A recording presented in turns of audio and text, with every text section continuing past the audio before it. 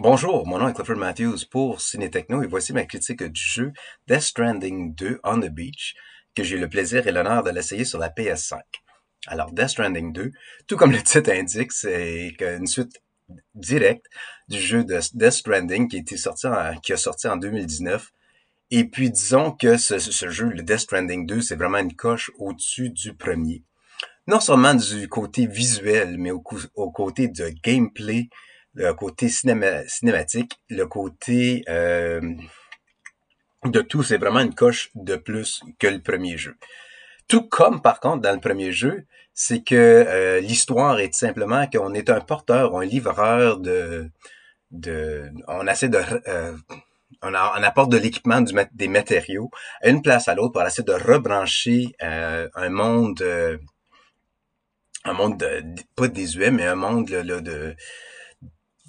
pour essayer de sauver la race humaine, pour augmenter le réseau, pour justement vaincre des esprits là semi-morts qui essaient de tout simplement prendre le dessus de la race humaine en soi. Et il y a aussi comme un type de gouvernement qui essaie de tout simplement rebrancher le tout. Dans le Death Stranding 2, non seulement que c'est en Amérique du Nord, mais on se retrouve aussi en Australie, auquel qu'on essaie justement de rebrancher le monde afin de épargner la race humaine en soi. J'irai pas trop dans l'histoire en soi parce que il y a des nuances, il y a des pépins, mais l'histoire nous emballe, nous accroche dès le début. On prend tout de suite la part du titre principal, mais on voit aussi le côté humain, le côté là sympathique, puis on accroche vraiment au personnage principal, qui est super pour ce jeu ici, parce que ça nous donne une cause du pourquoi qu'on joue le jeu, puis on s'investit de façon émotionnelle au jeu aussi. Euh, le jeu en soi, ça a été réalisé par Hideo Kojima. Alors, pour ceux et celles qui le savent bien, c'est que c'est lui qui nous a donné la série de jeux de Metal Gear. Et puis de ce style de jeu ou sa façon de présenter les jeux sont vraiment de style cinématique. Et puis aussi du style là, de troisième personne auquel qu'on se retrouve là, vraiment là, devant un monde vaste avec plein de nuances. Il y a beaucoup de caméos aussi de différents personnages dans le jeu. Ça étant dit, la gameplay est aussi une coche au-dessus du premier. Pour la simple raison, c'est que on a accès à plein d'équipements, on a accès à plein d'armes et autres, mais dans ce jeu-ci, c'est que, comme dans tous les autres jeux, d'habitude, on voit un côté là, de tutoriel dès le départ, comme comment faire, comment sauter, comment tirer, viser, et ainsi de suite. Là, on nous le donne quasiment, on le prend pour acquis qu'on le sait déjà. Par contre, si jamais qu'on veut faire un tutoriel en soi, dans une salle de repos, ou peu importe, on a une salle d'entraînement virtuelle auquel qu'on peut perfectionner, auquel qu'on peut même améliorer nos techniques ou réapprendre nos techniques ou nos stratégies qu'on a utilisées pour le premier jeu. Et puis, on peut aussi pratiquer les nouvelles tendances ou les nouvelles façons de faire dans le deuxième jeu, dans cette salle de ce deuxième jeu-là ici. Alors, ça étant dit, il y a une différence entre le Death Stranding 1 et Death Stranding 2. Par contre, la racine du jeu demeure tout simplement encore la même chose. C'est une histoire auquel on voit Sam Porter qui tout simplement livre des paquets à travers d'un monde brisé. Sauf que cette fois-ci, on a un poids émotionnel et mondial encore plus fort. Il y a plein de petites histoires secondaires qui viennent rehausser le tout. Mais aussi, ça vient augmenter l'attention du jeu. Alors, c'est pas juste une suite du premier jeu Death Stranding, mais c'est une version amplifiée, puis sinon même raffinée, qui rendait premier jeu si unique. Alors, le jeu se passe pas longtemps tout de suite après les événements, comme j'ai mentionné, du premier. Alors, Sam sort de son isolement pour rejoindre une nouvelle organisation qui s'appelle Drawbridge. Et comme mission, vous voyez ici, c'est de connecter le Mexique et l'Australie au réseau Chiral. Alors, étant donné que celui-ci qui a reconnecté les États-Unis dans le premier jeu, dans ce fois-ci, ben, qui mieux que Sam pour essayer de rebrancher justement le Mexique et l'Australie. Alors, cette mission devient la colonne vertébrale du récit et directement de la gameplay qu'on connaît si bien avec Kojima. Alors, dans ce cas ici, on a aussi un encyclopédie. Alors, si jamais on veut faire un retour du comment le premier jeu s'est déroulé, on n'a pas on n'a pas un épilogue aux affaires de genre, on a quelque chose qui s'appelle le corpus, qui nous donne simplement un compte-rendu comme l'histoire jusqu'à date. Alors, si on veut relire les événements du premier jeu et qu'est-ce qui s'est déroulé dès qu'on a commencé ce jeu ici, jusqu'à les événements présents, on a toute cette information-là aussi. Parce que, veux pas, le premier jeu est sorti il y a environ 6 ans passés. Alors, c'est sûr qu'on a peut-être oublié les enjeux du premier. Et alors, c'est un bon retour sans simplement rejouer le jeu au complet. Par contre, si vous l'avez déjà sous la main, je vous suggère de le rejouer parce que le premier jeu sur la PS4 était fantastique aussi. Côté narration, le Death Stranding 2 a fait un bon travail qui intrigue tout simplement. Il fait un bon travail tout simplement. Une grosse partie du jeu, c'est de reconnecter les colonies dispersées de l'Australie. Et puis de là, on a des esprits, là, comme je veux dire, je veux pas dire des méchants fantômes, mais ça ressemble à ça. Mais ils sont connus sous le nom de BT. Alors, les BT sont toujours là. Il y a une façon spéciale et unique à passer de s'en défaire. Il y a même des boss ou des ennemis les plus grandioses, si vous voulez.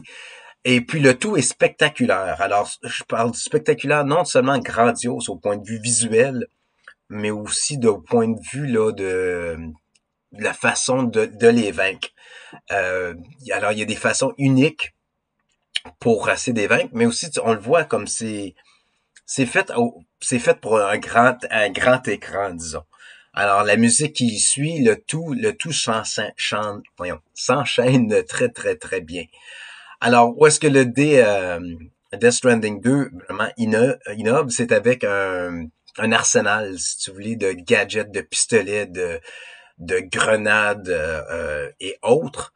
Alors, on a vraiment mis l'accent sur le fait que euh, l'accent est fait sur la présentation de Sam Porter et puis comment qu'on fait pour cheminer ou aller à la prochaine étape.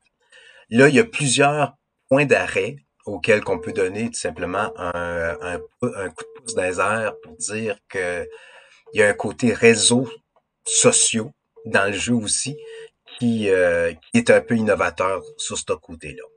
Alors pour moi, ce que j'ai apprécié du jeu, c'est qu'il y a plusieurs outils et des options de gameplay qui augmentent l'expérience au-dessus du jeu original. Les missions sont variées. Il y a non seulement les missions primaires, mais il y a des missions secondaires et tertiaires même, auxquelles qu'on peut aller plus loin. Je sais pas combien d'heures qu'on pourrait dépenser ou utiliser pour vaincre le jeu, mais je suis sous l'impression que on peut en jouer pendant longtemps. J'en ai déjà fait au-dessus de 25 heures et je n'ai même pas rendu, je pense même pas que je suis rendu au tiers du jeu encore parce qu'il y a tellement à découvrir, tellement à développer aussi. Comme j'ai mentionné, les boss sont vraiment là mémorables et spectaculaires au point de vue là, la façon de l'animation, le tout, les graphiques sont fantastiques là-dessus. Non seulement sur les graphiques ou le visuel est beau pour les boss, mais aussi juste sur le paysage en soi. Le tout est très très très bien détaillé. Le tout est bien, là, le visuel et tout est fantastique. La trame sonore est fantastique encore une fois. Il y a des fois auxquelles on se navigue ou on voyage d'une place à l'autre. Et là, tout d'un coup, il y a une trame sonore qui embarque juste pour passer le temps. Oui, il y a des fois là qu'on dirait que c'est long, surtout quand on est à pied et on n'a pas de véhicule pour de se rendre d'une place à une destination à l'autre. Mais le tout s'enchaîne bien avec justement cette trame sonore qui embarque sur le dessus que qui est fantastique sur ce côté-là. Ce qui était à améliorer, puis là, je voudrais vraiment mettre, c'est juste chialer pour chialer, là, c'est vraiment pas de grandiose. C'est juste que le thème en soi peut être un peu lourd, tout dépendant de comment on s'implique de façon émotionnelle. On peut voir que ça peut venir chercher là, le gorgoton, comme on dit. Là, on peut en verser des quelques larmes parce que le thème en soi peut être lourd, surtout quand que c'est la perte d'un être cher, disons. Encore une fois, je veux pas dévoiler trop de punch.